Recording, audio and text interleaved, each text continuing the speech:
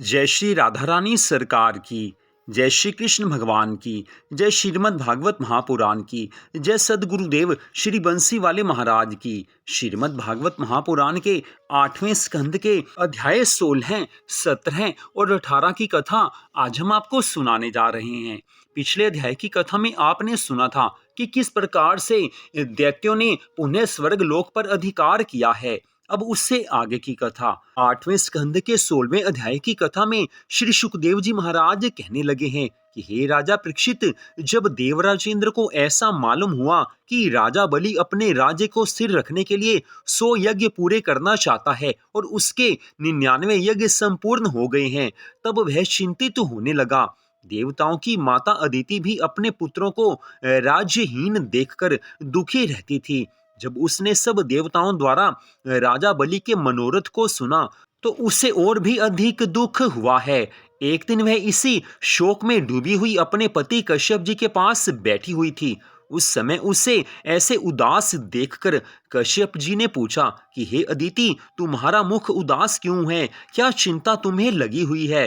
क्या तुम्हारे द्वार से कोई मुनि अथवा अतिथि बिना भोजन पाए लौट तो नहीं गया? जो भी कारण हो मुझे शीघ्र बताओ। कश्यप जी के ऐसे वचनों को सुनकर अदिति ने उत्तर दिया है कि हे स्वामी, मेरे द्वार से कोई मुनि अथवा अतिथि भूखा तो नहीं लौटा, परंतु मैं अपने पुत्रों के दुख से बहुत दुखी रहती हूँ। इस कारण मेरा मुख उदास दिखाई देता है। अतः आप कृपा करके कोई ऐसा उपाय बताइए कि जिससे मेरे पुत्रों को पुनः अपना राज्य प्राप्त हो जाए। आज अदिति के इन वचनों को सुनकर कश्यप जी कहने लगे हैं कि हे अदिति, देवता हो चाहे दैत्य, दोनों मेरे ही तो पुत्र हैं। वे अपने अज्ञान के वश ये नहीं जानते हैं कि जब श्री नारायण जी की इच्छा होती है तब देवताओं को राज्य मिलता है, और जब श्री नारायण जी की इच्छा दैत्यों को राज्य देने की होती है तब उनको राज्य मिलता है। सब कुछ श्री नारायण भगवान की इच्छा से ही तो होता है। जब देवताओं को राज्य प्राप्त होता है तब तो तेरी सोत दीति 8 पहर रोती है, और जब दैत्यों को राज्य मिल जाता है तब तू उदास हो जाती है। अतः मुझे तो किसी प्रकार से शांति नहीं मिलती है। कभी तू उदास है तो कभी वो दुखी है। अब तू अपनी अभिलाषा पूर्ण करना चाहती है तो श्री नारायण भगवान की शरण में जा, वो तेरी इच्छा को पूरी कर सकते हैं। ऐसा सुनकर अदिति ने प्रार्थना की है कि हे नाथ, इसके लिए मुझे श्री नारायण भगवान का कौन सा व्रत रखना चाहिए? कृपा करके इतना और बता दीजिए। कश्यप जी ने उत्तर दिया है कि हे अदिति, तू फाल्गुन मास के शुक्ल पक्ष की प्रतिपदा तिथि से प्रतिदिन भगवान श्री कृष्ण जी का व्रत करना आरंभ कर दे। उस व्रत में ब्रह्मचार्य से रहना और दूध के अलावा अन्य किसी वस्तु का सेवन नहीं करना तथा पृथ्वी पर सोना उत्तम है।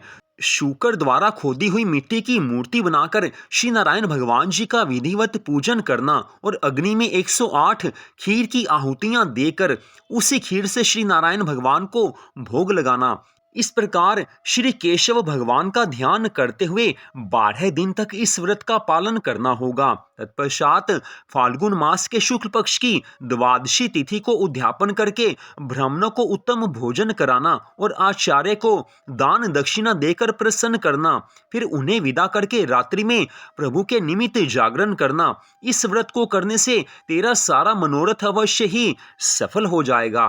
तत्पश्चात अध्याय 17 की कथा में श्री सुखदेव जी महाराज कहने लगे हैं कि हे राजा परीक्षित, जब कश्यप जी के कथनानुसार अदिति ने व्रत रखकर श्री नारायण भगवान के श्री चरणों का स्मरण किया है, पूरी विधि से व्रत को संपूर्ण किया है, भगवान की कृपा हुई है। व्रत के संपूर्ण होने पर श्री नारायण भगवान जी ने अपना चतुर्भुजी स्वरूप उससे दिखाया है। अदिति को भगवान ने आज दर्शन दिए हैं। अदिति आज प्रसन्न हुई हैं। श्री नारायण भगवान जी के उस अद्भुत स्वरूप के दर्शन करके अदिति ने बहुत ही प्रसन्नता पूर्वक भगवान का पूजन और उनकी परिक्रमा की है। तब श्री नारायण भगवान ने अदिति से कहा है कि हे अदिति, जो तेरी इच्छा हो तू मुझसे वही वरदान मांग ले, तुझे अवश्य ही वरदान मैं दूंगा ही दूंगा। ये बात सुनकर अदिति ने हाथ जोड़ते हुए उत्तर दिया है कि हे घट घटवासी भगवन, हे प्रभु, हे अंतर्यामी प्रभु, मेरी यही अभिलाषा है कि मेरे पुत्रों को अपना राज्य दोबारा प्राप्त हो जाए।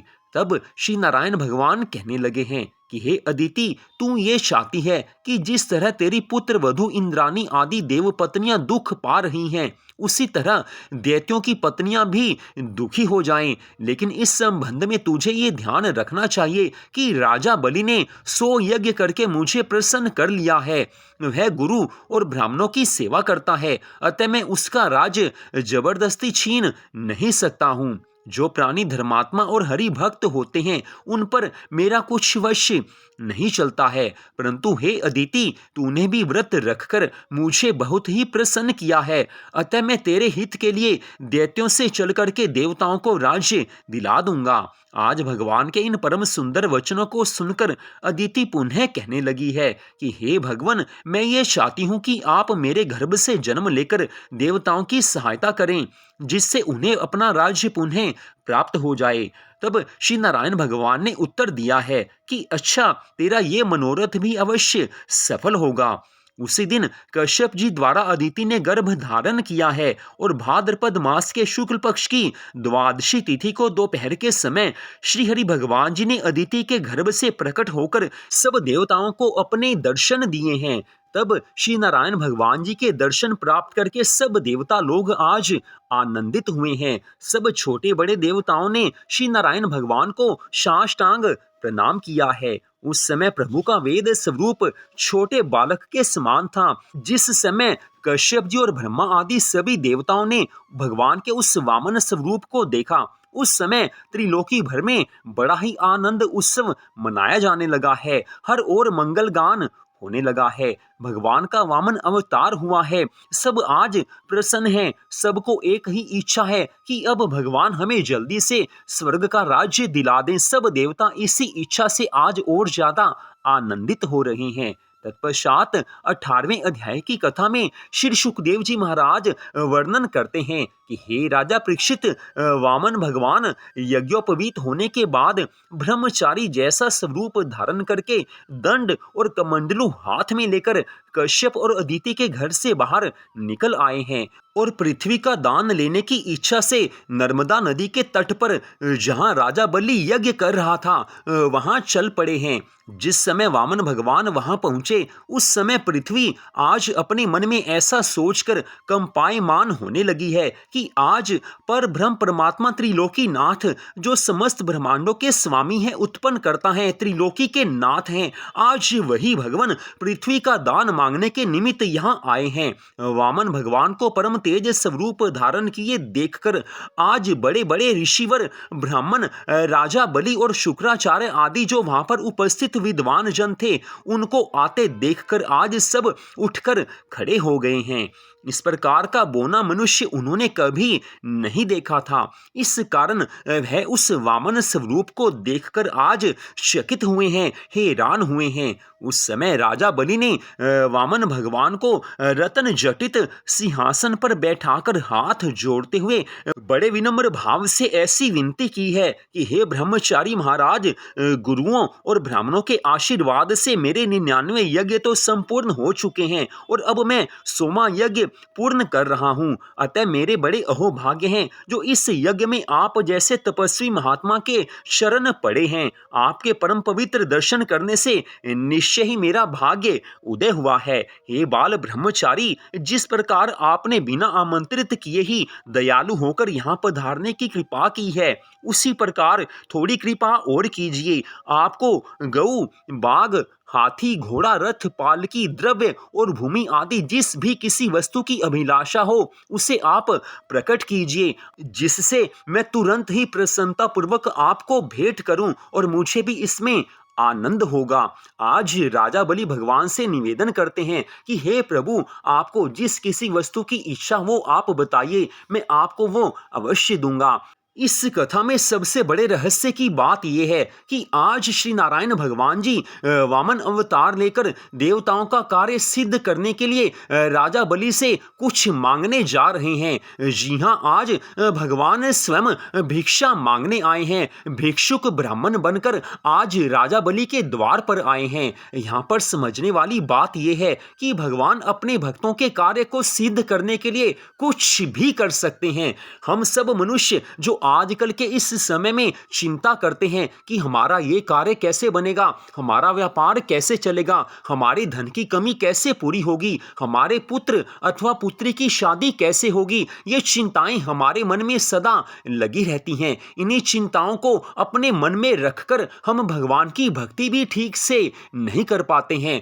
भगवान की भक्ति तो लोग करते हैं लेकिन विश्वास नहीं करते हैं। उन्हें ऐसा विश्वास होता ही नहीं है कि भगवान हमारे कार्यों को सिद्ध करेंगे। लोग उल्टे सीधे धंधे करके, उल्टे सीधे उपाय करके अपने काम निकालना चाहते हैं। कोई पीर फकीरों पे जा रहा है और कोई तो मुसलमानों के पीरों पर जा रहा है। जी हाँ, हिंदू होते हुए भी लोग आज पीरों पर जाते हैं, मुस्लिम पीरों पर जाते हैं। वहां जाकर अपनी मनोकामना प्रकट करते हैं और उस समय वो ऐसा सोचते हैं कि ये पीर मुझ पर प्रसन्न हो जाए और मेरी मनोकामना पूरी हो जाए। ऐसे हिंदुओं को सोचना चाहिए कि जिस धर्म में आपको जन्म मिला है, सनातन धर्म में आपको भगवान ने जन्म दिया है, इससे बढ़कर कोई धर्म नहीं हो सकता है। सनातन धर्म उसको कहते हैं जिसका ना कोई आदि है, अर्थात जिसकी शुरुआत कब हुई कोई नहीं बता सकता, और जिसका ना कोई अंत है, अर्थात सनातन धर्म कब तक रहेगा, इसका अंत कब होगा कोई बता नहीं सकता है। जिसका आदि और अंत नहीं होता है, जिसका आरंभ और समाप्ति कोई बता नहीं सकता, जिसका आदि अंत कोई हो नहीं सकता, उसे सनातन धर्म कहते हैं। लेकिन बाकी जो शेष धर्म हैं उनका आरंभ कब हुआ है हर कोई बता सकता है। कोई धर्म 2000 साल पहले शुरू हुआ है, कोई 500 साल पहले शुरू हुआ है, कोई कुछ हजार साल पहले शुरू हुआ है, लेकिन सनातन धर्म कब से चल रहा है कोई बता नहीं सकता है। तो सनातन धर्म में जन्म लेकर किसी और धर्म के पूजा स्थलों पर जाकर वहां से मनोकामना रखना, वहां पर जाकर मनोकामना प्रकट करना, यह अज्ञानता है। ऐसे आप अपने भगवान को प्रसन्न नहीं कर पाएंगे। आप धर्म भ्रष्ट हो रहे हैं। अपने धर्म में रहिए ताकि भगवान की कृपा को आप प्राप्त कर सकें। सनातन धर्म में जन्म होना भी भगवान की सबसे बड़ी कृपा है, क्योंकि सनातन धर्म में ही मोक्ष का अधिकार मिल सकता है। और सब धर्मों में हो सकता है कि आप कुछ करें तो आपकी कुछ इच्छाएं पूरी हो जाएं, लेकिन मोक्ष आपको नहीं मिलेगा। आजकल के इस कलयुग में यही तो हो रहा है। किसी का काम सिद्ध नहीं होता तो जल्दी वो धन प्राप्त करने के लिए, संतान की प्राप्ति के लिए वो पीर फकीरों पे जाते हैं। कोई कहां जा रहा है, कोई कहां जा रहा है। हिंदू होते हुए भी उन्हें भगवान पर विश्वास नहीं होता है। ऐसा नहीं होना चाहिए। जब हमें भगवान ने हिंदू धर्म में जन्म दिया है तो हमें समझना होगा कि भगवान ने हम पर बड़ी कृपा की है। बाकी रही मनुष्य जीवन की आवश्यकताओं की बात, हमारी मनोकामनाओं की बात, तो भगवान तो स्पष्ट कहते हैं कि जो भी मेरी शरण में आ जाता है उसके दुखों को दूर करता हूं, उसकी मनोकामनाओं को पूर्ण करता हूं। उसे जिस किसी वस्तु की इच्छा होती है उसकी इच्छाओं को पूर्ण करता हूं। लेकिन कोई ये सोचे कि एक क्षण में सब कुछ हो जाएगा, तो ऐसे चमत्कार कोई नहीं करता है, कोई नहीं कर सकता है। भगवान की भक्ति करनी होगी तभी तो हमारा जीवन सुधरेगा। हमारे मन में एक ही बात होती है कि हमारी इच्छाएं पूर्ण हो, लेकिन भगवान ये भी देखते हैं कि अपने इस भक्त को मोक्ष भी मुझे देना है। इस कारण भगवान सब कुछ एक व्यवस्था के अनुसार करते हैं। हम धीरे धीरे भगवान की भक्ति करते हैं, भगवान की भक्ति के सब नियमों का पालन करते हैं। फिर हमारे पुराने जन्मों के, पिछले जन्मों के पाप नष्ट होते हैं। फिर हमारे दुख दूर अपने आप होते जाते हैं, मनोकामनाएं पूर्ण होने लगती हैं और हमें जो कुछ इच्छाएं हमारे मन में होती हैं भगवान धीरे धीरे उसे पूरी कर देते हैं। फिर हमें भगवान से प्रेम भी हो जाता है। लेकिन जो सनातन धर्म छोड़कर बाकी धर्म को जाकर मानते हैं वो कभी भी भगवान की प्राप्ति नहीं कर सकते। एक और बात आप समझ लीजिए, हमारे सनातन धर्म में 33 करोड़ देवी देवता हैं। सब अलग अलग देवी देवता हैं। किसी ने किस कार्य को संभाल कर रखा है, किसी ने किस कार्य को संभाल कर रखा है। आप दूसरे धर्मों के धर्म स्थानों पर जाते हैं, वहां पर अपनी मनोकामनाओं को रखते हैं। इससे बढ़कर तो यह है कि आप हमारे हिंदू धर्म के 33 करोड़ देवी देवताओं में से ही किसी एक देवता को मान लीजिए, उनकी पूजा शुरू कर दीजिए, आपको पूरा फल मिलेगा ही मिलेगा। अगर आप भगवान की भक्ति नहीं भी करते तो किसी एक देवता की भक्ति तो कीजिए, आपको सब कुछ मिलेगा। लेकिन अगर आप भगवान की भक्ति करते हैं तो सभी 33 करोड़ देवी देवता अपने आप प्रसन्न हो जाते जाते हैं। इसे आप ऐसे समझिए कि अगर आप मान लीजिए भगवान श्री राधा कृष्ण जी के भक्त हैं, अगर आप उनकी भक्ति करते हैं, पूरे हृदय से उन्हें आप प्रेम करते हैं, तो आप समझ लीजिए कि बाकी सभी 33 करोड़ देवी देवताओं की पूजा आपके द्वारा अपने आप हो चुकी है, क्योंकि भगवान श्री राधा कृष्ण जी की पूजा आराधना करने से, उनकी भक्ति करने से सब देवी देवता प्रसन्न हो जाते हैं। ठीक ऐसे ही अगर आप भगवान श्री सिया राम जी के भक्त हैं, आप उनकी भक्ति करते हैं, तो बाकी 33 करोड़ देवी देवता अपने आप प्रसन्न हो जाते हैं। और वैसे ही अगर आप भगवान श्री गौरी शंकर जी की पूजा आराधना करते हैं, तब भी बाकी सभी 33 करोड़ देवी देवता प्रसन्न हो जाते हैं। लेकिन जो लोग अपने हिंदू धर्म के भगवान को छोड़कर, 33 करोड़ देवी देवताओं को छोड़कर बाकी सब धर्मों के पीर फकीरों पर, उनके स्थानों पर जाकर वहां पर उनकी आराधना करते हैं, उनकी पूजा करते हैं, उनसे आप मनोकामनाएं उनके सामने प्रकट करते हैं, तो ये अज्ञानता है और ये कहीं ना कहीं पाप भी है, क्योंकि हमारा जन्म हिंदू धर्म में हुआ है। अपने भगवान की पूजा करना, अपने भगवान की भक्ति करना, ये हमारा धर्म है। जो अपने धर्म को छोड़ता है वो पाप करता है, और पापी लोगों को कभी शांति नहीं मिलती है। हो सकता है कि पीर फकीरों पर जाकर एक आधी इच्छा किसी की पूरी हो गई हो, लेकिन जीवन में सुख, शांति, आनंद चाहिए और मोक्ष चाहिए, वो कोई और दे ही नहीं सकता, क्योंकि वो तो भगवान दे सकते हैं। और त्रिलोकी के नाथ तो भगवान श्री कृष्ण जी हैं, जो अपने भक्तों की सभी मनोकामनाओं को पूर्ण करते हैं। तो हिंदू धर्म में आपका जन्म हुआ है, तो अपने भगवान को मानिए, इष्ट देव को मानिए, उनकी भक्ति कीजिए। भगवान आपको सुख, शांति, आनंद अवश्य देंगे। और श्री नारायण भगवान तो आज क्या कर रहे हैं, श्रीमद् भागवत कथा में श्री सुखदेव जी महाराज कथा का वर्णन कर रहे हैं कि भगवान आज देवताओं की सहायता के लिए, अपने भक्तों के कार्य को सिद्ध करने के लिए भगवान आज वामन अवतार लेकर याचक बनकर आए हैं, राजा बलि के यज्ञ में आए हैं, भिक्षा मांगने आए हैं। भगवान इससे बड़ी कृपा और भला क्या कर सकते हैं। आज भगवान अपने भक्तों की रक्षा के लिए, अपने भक्तों की सहायता के लिए भिक्षा भी मांग रहे हैं। भगवान कितने दयालु हैं, भगवान कितने कृपालु हैं। इन भगवान को छोड़कर जो और किसी को मानता है वो अज्ञानी ही कहा जाएगा। तो हमें अज्ञानी नहीं बनना है, हमें अपने भगवान को मानना है, हमें अपने भगवान को प्रसन्न करना है। आज दैत्यों के राजा बलि वामन भगवान को देखकर प्रसन्न भी हैं, हैरान भी हैं, और बारंबार कहते हैं कि आपके मन में जो कुछ भी इच्छा हो वो आप प्रकट कीजिए, आपकी उस इच्छा को मैं पूर्ण करूंगा। आपको जिस वस्तु की आवश्यकता हो आप बता दीजिए। उस समय आज वामन भगवान मन में प्रसन्न हुए हैं, मुस्कुराते हुए कहने लगे हैं कि हे विरोचन पुत्र, तुम्हारी गिनती बहुत बड़े दानियों में है, अतः तुमने मुझसे श्रद्धा पूर्वक दान मांगने को कहा है। तुम्हारे पूर्वज भी ऐसे ही दानी और शूरवीर हुए हैं, जिन्होंने कभी दान देने अथवा युद्ध करने से अपना मुख नहीं मोड़ा। तुम्हारे वंश में कभी कोई लोभी, कंजूस या अधर्मी पैदा नहीं हुआ है। तुम्हारे दादा हिरण्याक्ष और हिरण्यकशिपु भी ऐसे प्रतापी राजा हुए हैं कि उन्होंने संपूर्ण पृथ्वी को जीतकर तीनों लोकों का अखंड राज्य किया था।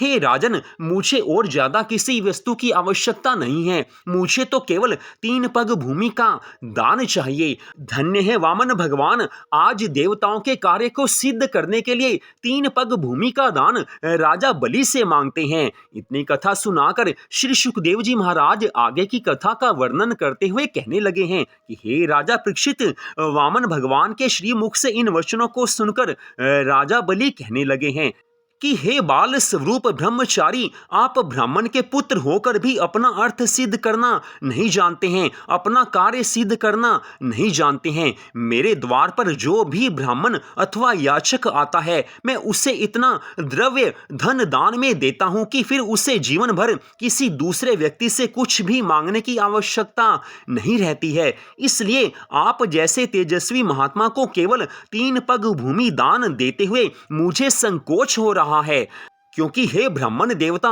3 पग भूमि तो कुछ भी नहीं होती है। आप मुझे देखिए, मेरे ऐश्वर्य को देखिए, जो कुछ भी आप मांगेंगे मैं सब कुछ आपको अवश्य दूंगा। मांगना ही है तो कुछ अधिक मांगिए। 3 पग भूमि मांगकर आपने ये क्या मांग लिया? आज राजा बलि मन में सोचते हैं कि मैं तो इतना बड़ा राजा हूं, त्रिलोकी का राजा हूं, और मेरे से ये ब्राह्मण देवता मांग भी क्या रहे हैं? 3 पग भूमि। तो मेरा तो इतना बड़ा नाम है। आज राजा बलि इस अभिमान में है कि मैं इतना बड़ा राजा हूं, त्रिलोकी का राजा हूं। ये ब्राह्मण देवता मुझसे 3 पग भूमि मांग रहे हैं। इन्हें अधिक मांगना चाहिए। इन्हें मुझे देखना चाहिए कि मेरे पास कितना ऐश्वर्य है, कितना धन है। सब कुछ तो मेरे पास है, इन्हें मैं ज्यादा देना चाहता हूं। राजा बलि आज घमंड में भर चुके हैं, लेकिन सामने भगवान हैं। भगवान तो सबके घमंड को चूर चूर कर देते हैं। भगवान किसी के घमंड को रहने नहीं देते हैं। इस कारण कहा गया है कि अभिमान तो कभी करना ही नहीं चाहिए। ना सुंदरता का अभिमान हो, ना धन संपत्ति का अभिमान हो, ना ही वैभव, धन संपत्ति, भोग विलास का अभिमान हो, न सुंदर पत्नी का अभिमान हो, न सुंदर पति का अभिमान हो, न आज्ञाकारी संतान का अभिमान हो, क्योंकि अभिमान कोई रहता नहीं है, अभिमान टूट जाता है। अगर अधिक धन संपत्ति मिली है तो भगवान की कृपा को मानिए, भगवान की शरण में रहिए। सुंदर पत्नी मिली है, अच्छी बात है, भगवान की कृपा है। सुंदर पति आपको मिला है तो भगवान की कृपा को समझिए। अगर आपकी संतान आज्ञाकारी है तो भगवान की कृपा समझिए, लेकिन अभिमान नहीं होना चाहिए, क्योंकि ये संसार की सब चीजें ऐसी हैं कि आज हैं तो कल नहीं है। सुंदरता कभी भी खत्म हो सकती है, धन संपत्ति भोग विलास कभी भी नष्ट हो सकते हैं। आज्ञाकारी संतान एक पल में अपना स्वभाव आजकल बदल देती है, तो अभिमान तो किसी चीज का होना ही नहीं चाहिए। और जो भगवान की भक्ति करता है, भगवान के श्री चरणों में अपने मन को लगाकर रखता है, भगवान वैसे भी उसे अभिमान आने ही नहीं देते हैं। तो अपनी ओर से अच्छा यही है कि हम अभिमान किसी भी चीज का नहीं करें। जो हर क्षण ठाकुर जी को याद रखता है, जो हर क्षण श्री राधा रानी सरकार को याद रखता है, अभिमान उससे छू भी नहीं पाता है, क्योंकि भगवान तो अपने भक्तों को अभिमान से दूर रखते हैं। या ऐसे कह लीजिए, भगवान के भक्तों के पास, भगवान के शुद्ध भक्तों के पास, भगवान के सच्चे भक्तों के पास अभिमान कभी फटक भी नहीं सकता है। फिर भी अपनी ओर से सावधानी होनी चाहिए। हर क्षण ठाकुर जी को याद रखना चाहिए कि अभिमान आ ही ना सके। फिर से श्रीमद् भागवत कथा में प्रवेश करते हैं। श्री सुखदेव जी महाराज राजा परीक्षित से आगे की कथा का वर्णन करते हुए कहने लगे हैं कि हे राजा परीक्षित, वामन भगवान ने राजा बलि के घमंड भरे वचनों को सुना है। उस समय वामन भगवान ने कहा है, मुस्कुराते हुए आज वामन भगवान कहने लगे हैं कि हे बलिराज, लोभ बहुत ही बुरा होता है, लालच बुरा होता है, क्योंकि अधिक लालच करने से ब्राह्मण का धर्म, बल और तेज क्षीण हो जाता है, और जो ब्राह्मण संतोषी होता है उसके धर्म, बल, तेज और गुणों की वृद्धि होती है। लोभी मनुष्य देश परदेश में रहकर चाहे करोड़पति हो जाए, अरबपति हो जाए, और चाहे त्रिलोकी का राज्य उसे मिल भी जाए, तो भी उसकी इच्छा कभी पूर्ण नहीं हो सकती है। लेकिन वहीं दूसरी ओर संतोषी मनुष्य सदा ही सुख प्राप्त करता है। संतोष रखने के कारण हमारे लिए 3 पग भूमि ही बहुत है, और यदि संतोष ना हो तो सारी भूमंडल का राज्य प्राप्त होने पर भी इच्छा का कभी अंत नहीं हो सकता है। इसलिए असंतोष करने से कभी सुख की प्राप्ति नहीं होती है, और संतोषी मनुष्य सदा ही आनंद प्राप्त करता है। आज वामन भगवान ने कितने सुंदर वचनों को कहा है। भगवान तो स्पष्ट कहते हैं कि जिसके मन में संतोष है, उसके पास जितनी भी वस्तुएं हैं उसी में संतोष मानता है, वो सुखी रहता है। लेकिन जिसके पास संतोष रूपी धन नहीं है, उसे तीनों लोकों की संपत्ति मिल भी जाए तो इच्छा तो उसकी कभी पूर्ण नहीं हो सकती है। इस बात से हमें यह समझना चाहिए कि आजकल के इस कलयुग में हम मेहनत करते हैं, हमें धन की प्राप्ति होती है। मेहनत करेंगे, काम करेंगे तो धन की प्राप्ति होती है, लेकिन फिर भी अपनी इच्छा के अनुसार धन नहीं मिले तो परेशान नहीं होना चाहिए। अपने मन को भगवान में लगाकर, मन में भगवान की भक्ति रखकर मेहनत करते रहना चाहिए। फिर भगवान जो भी देंगे उसी में आनंद ही आनंद हमें मिल जाएगा। मन में संतोष रखना चाहिए, मेहनत पूरी कीजिए। आप घर में काम करते हैं, चाहे आप बाहर जाकर कोई काम करते हैं, मेहनत करते हैं, आप नौकरी करते हैं, दुकानदारी करते हैं, व्यापार करते हैं, कुछ भी भी करते हैं, दिल से काम कीजिए, मेहनत कीजिए, ईमानदारी से काम कीजिए। काम तो करना होगा क्योंकि बिना काम किए कभी भी ज़िंदगी आगे नहीं चलती है। लेकिन जो भी काम करते हैं ईमानदारी से करिए, उसके बाद भगवान के ऊपर सब कुछ छोड़ दीजिए। भगवान उसी काम में से आपकी ज़िंदगी का हर रास्ता निकालेंगे। उसी काम में से आपको इतना धन संपत्ति अवश्य मिलेगा कि आपके जीवन की सभी मनोकामनाएँ भगवान पूर्ण कर देंगे। कभी आपके जीवन में कमी भगवान आने ही नहीं देंगे। संतोष रखिए, कभी लालच में नहीं फँसना चाहिए। धन संपत्ति भगवान देते हैं, अपने भक्तों को ज़रूर देते हैं, लेकिन लालच करना बुरी बात है। लालची आदमी कभी सुखी नहीं रह सकता और जिसके हृदय में संतोष है, वो सदा सुखी रहता है, आनंद में रहता है। यही तो भगवान इस कथा में अब बता रहे थे। तो अगले भाग में आप आगे की कथा को सुन पाएँगे। इस कथा को आपने सुना, आप सबका हार्दिक धन्यवाद। श्री राधा रानी सरकार की अनंत कृपा सदा आप सब पर, आपके परिवार पर बनी रहे। इसी मंगल कामना के साथ जय श्री राधा रानी सरकार की, जय श्री कृष्ण भगवान की, जय सद्गुरुदेव श्री बंसी वाले महाराज की, जय श्रीमद् भागवत महापुराण की। जय जय श्री राधे, जय जय श्री राधे, जय जय श्री राधे श्याम।